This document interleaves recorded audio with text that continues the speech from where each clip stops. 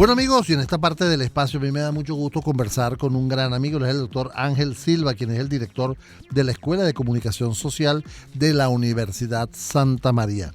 El motivo de conversar con Ángel es que en días pasados estuve en la universidad con algunas actividades que se están realizando allá para los estudiantes y llegamos y tuvimos una conversación con un café, tomándonos un café. Correcto. Que fue bien interesante, que es cómo se está adaptando la universidad o los centros de estudiantiles en este momento a estas nuevas generaciones donde está el cut and pay, donde tienes a Papá Google diciendo todo, donde tienes una serie de términos como influencer, como temas de, no sé,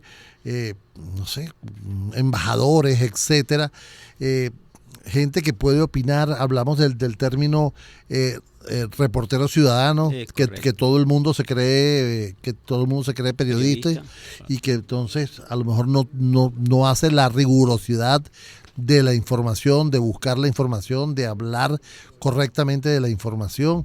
Entonces, oye, Ángel, no sé, primero agradecerte que hayas destinado este tiempo para estar con nosotros aquí en Ciberespacio y por supuesto, ¿qué opinas tú de esto? ¿Cómo la ves desde la Escuela de Comunicación Social? Bueno, en primer lugar, agradecerte la invitación para tu audiencia que ya tiene más de 30 años escuchándote. Yo creo que eso habla muy bien de ti y habla también muy bien de el código ético y profesional que tú imprimes a lo que haces.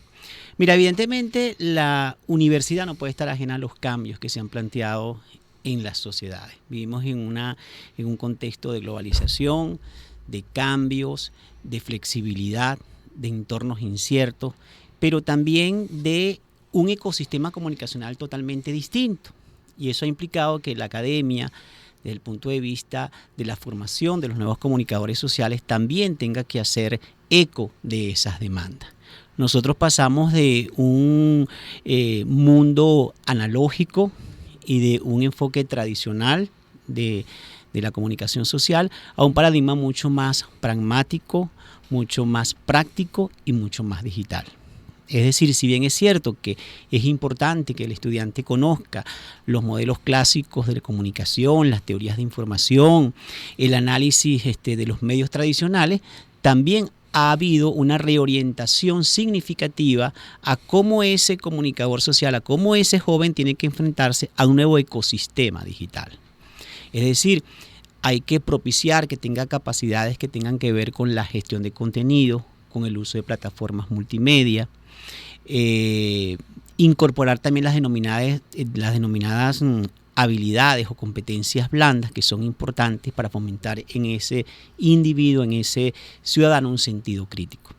Y en este sentido, evidentemente, la universidad, específicamente la Universidad Santa María, ha hecho una reorientación de esa filosofía académica que se manifiesta en un nuevo diseño curricular. Nosotros pasamos de una carrera de 5 años a una carrera de 4 años con un diseño curricular que haga frente a esas nuevas demandas. Esas nuevas demandas implica, por ejemplo, la incorporación de una nueva mención, que es la mención de periodismo digital y redes sociales.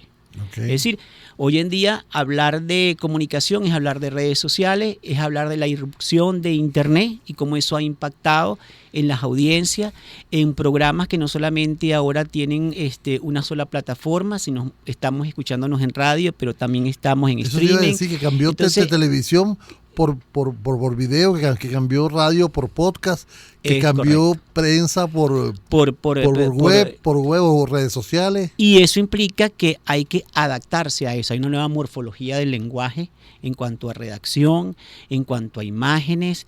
La gente consume contenido visual muchas veces más que escrito. Entonces, ¿cómo hacer que esas narrativas sean interesantes y conecten con el público?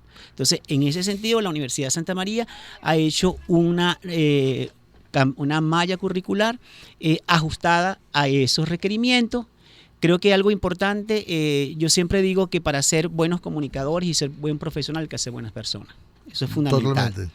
Entonces, en primer lugar, si bien es cierto de que nosotros hemos enfatizado la parte de herramientas tecnológicas, es decir, producción de contenido multimedia, elaboración de podcast, edición digital, fotografía digital, también hemos enfatizado la parte de ética de la responsabilidad social, porque no hay que olvidar de que un comunicador social no es el que tenga más seguidores, No. sino el que tenga un uso crítico y constructivo de esa información.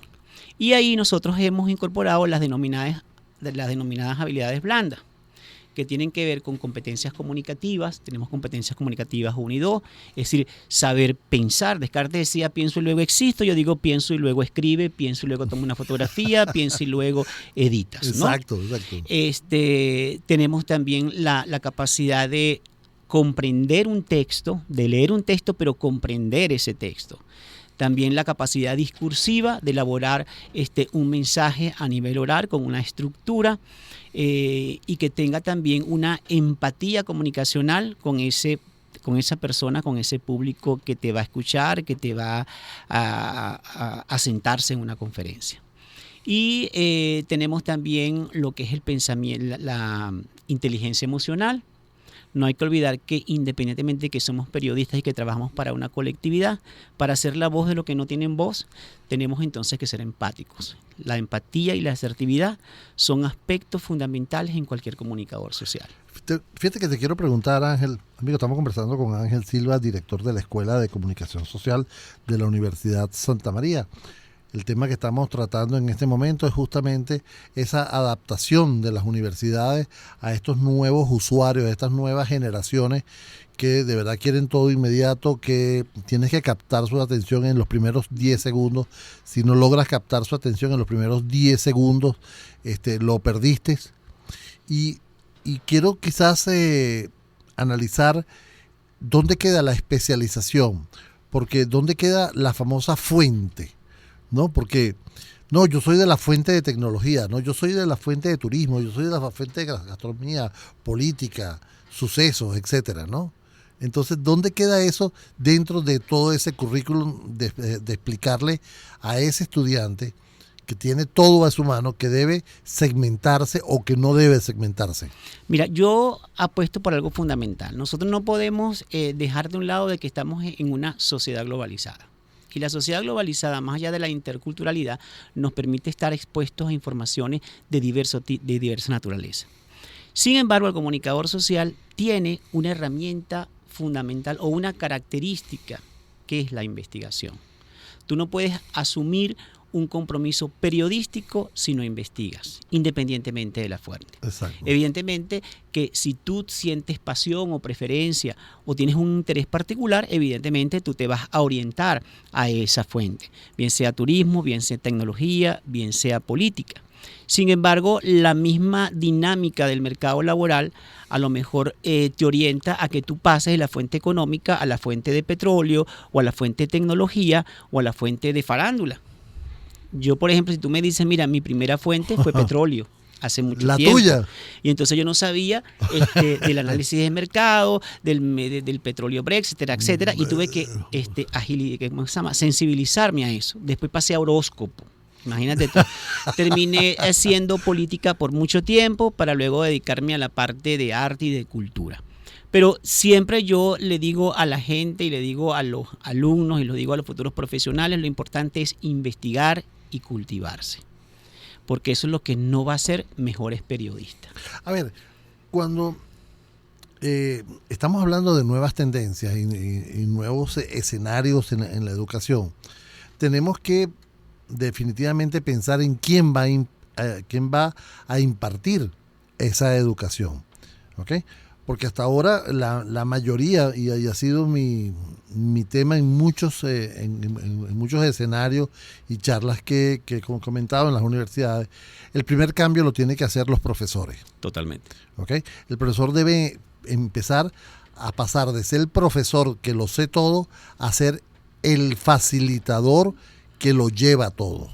O sea, que te canaliza la información. Entonces, desde ese punto de vista, ¿Cómo la universidad busca este tipo de figuras que son capaces de tener esa empatía, de canalizar y no ser el rey del arroz con pollo? Yo creo que tú has dicho algo importante. Hay que pasar de ser, vamos a decir, el sabelotodo a ser un facilitador. Y facilitador implica compartir experiencias y compartir saberes. La Universidad Santa María, dentro de sus políticas de recursos humanos, ha hecho algo que para mí es algo valioso y donde yo formo parte de esa política, y es que sus profesores los especializa.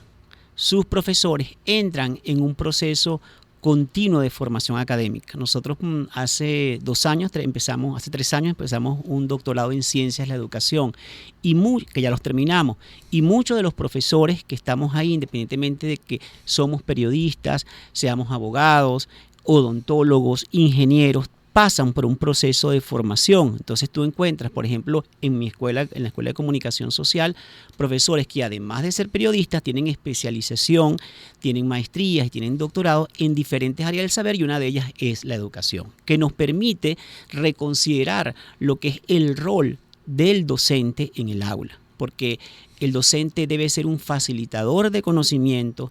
El conocimiento que no se comparte no merece ser llamado conocimiento.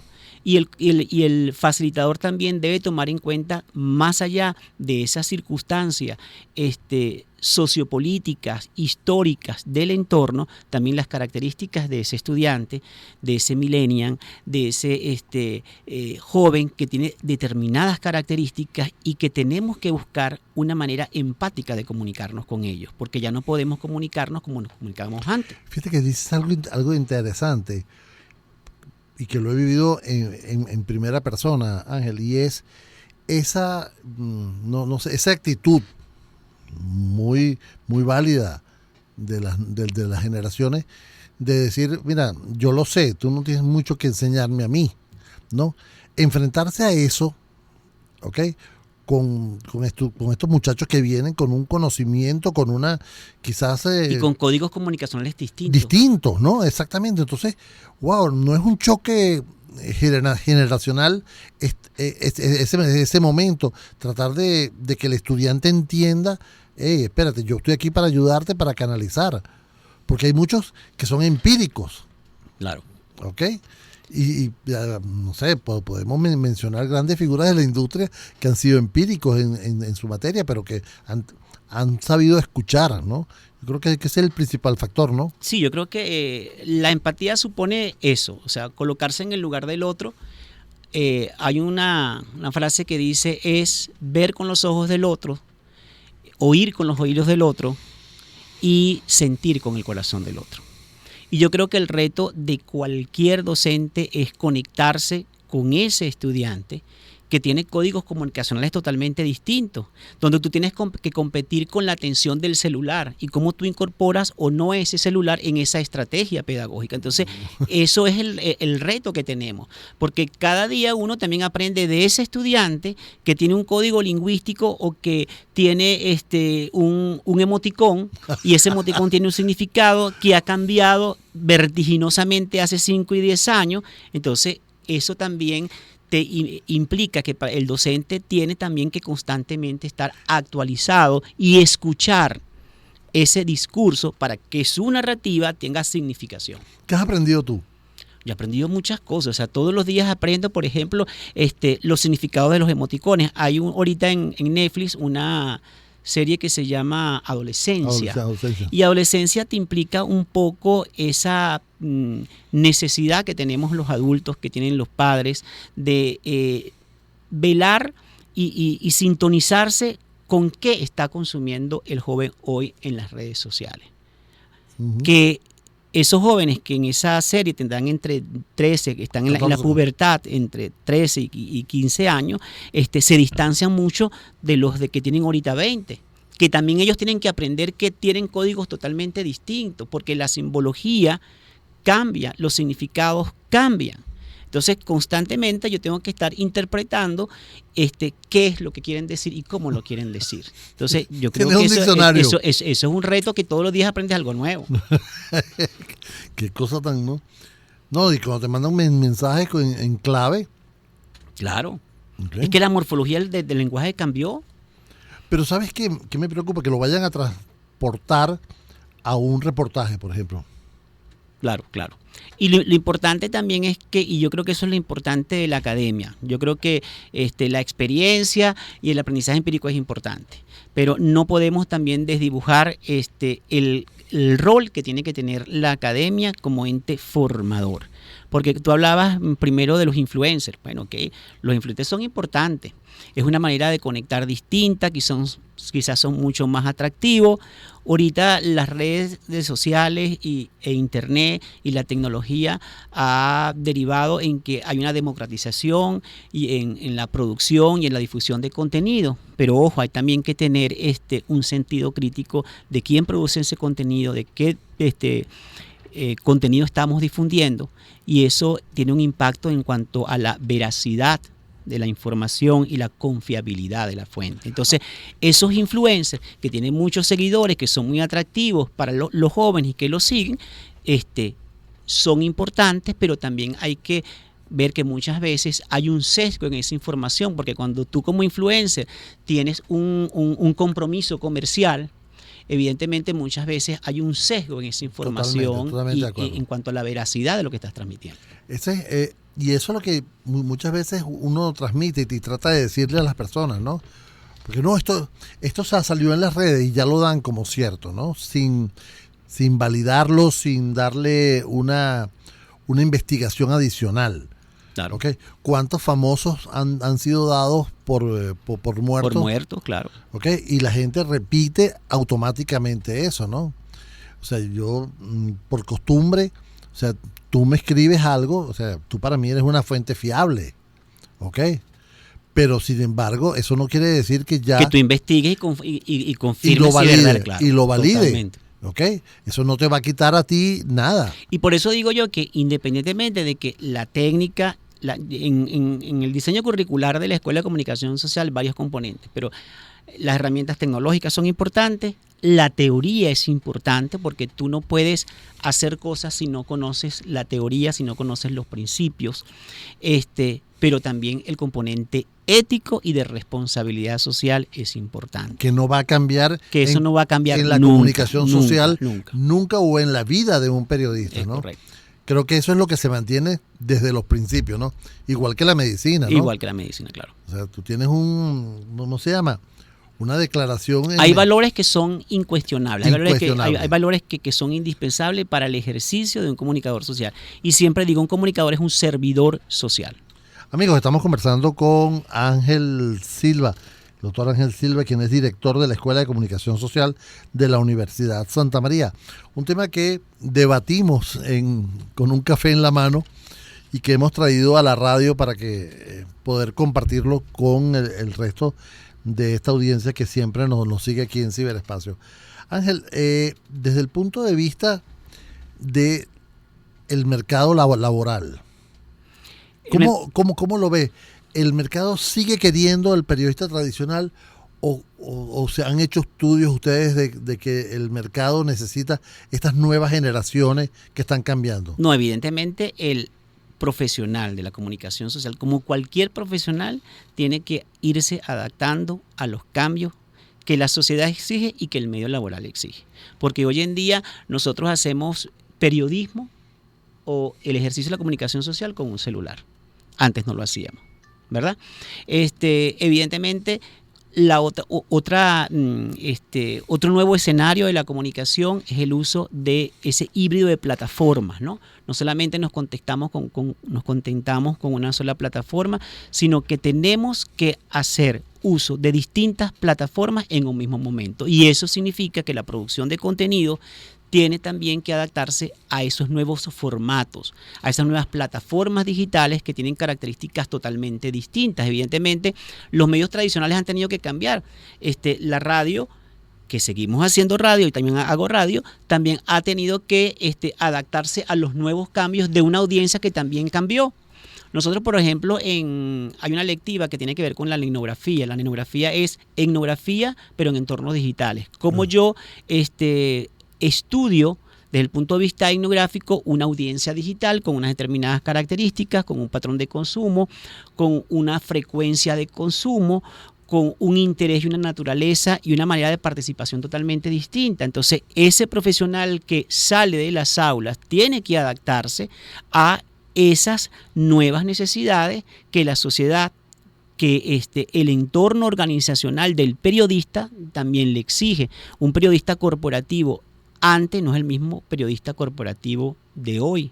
Claro. El periodista que hace opinión, que hace asesoría o coaching para políticos, la política y la manera también de utilizar redes sociales para hacer acciones de gobierno o para informarle a la colectividad también ha cambiado y yo necesito saber manejar eso. Claro. Quizás un poquito de todo. De todo, claro. Fíjate, Ángel, se me acaba el tiempo. Vale. No quiero que se pierda esta oportunidad, ¿no? Primero agradecerte la deferencia de que estés con nosotros aquí. Ángel Silva es el director de la Escuela de Comunicación Social de la Universidad Santa María. Y lo que quiero que hacerte esta última pregunta lapidaria. Dios. Ángel, ¿por qué estudiar comunicación social en la Santa María? ¿Por qué? ¿Por qué? Porque mira, la Universidad Santa María te ofrece una manera responsable, creativa, innovadora de estudiar comunicación social, donde más allá de tener herramientas tecnológicas, tienes también teoría, que es importante. Hay un componente axiológico que tiene que ver con la ética, con la responsabilidad social, porque hay un equipo multidisciplinario de profesores con una prestigiosa actividad, no solamente académica, sino profesional en todos los medios, que en la Universidad Santa María, tú lo pudiste palpar ese día. Todos los días tenemos una serie de actividades de extensión universitaria, más allá de la docencia, que perfectamente vamos a hacer una conjuntamente con Edgar, donde hay creatividad, hay arte, hay cultura, hay teatro, hay educación.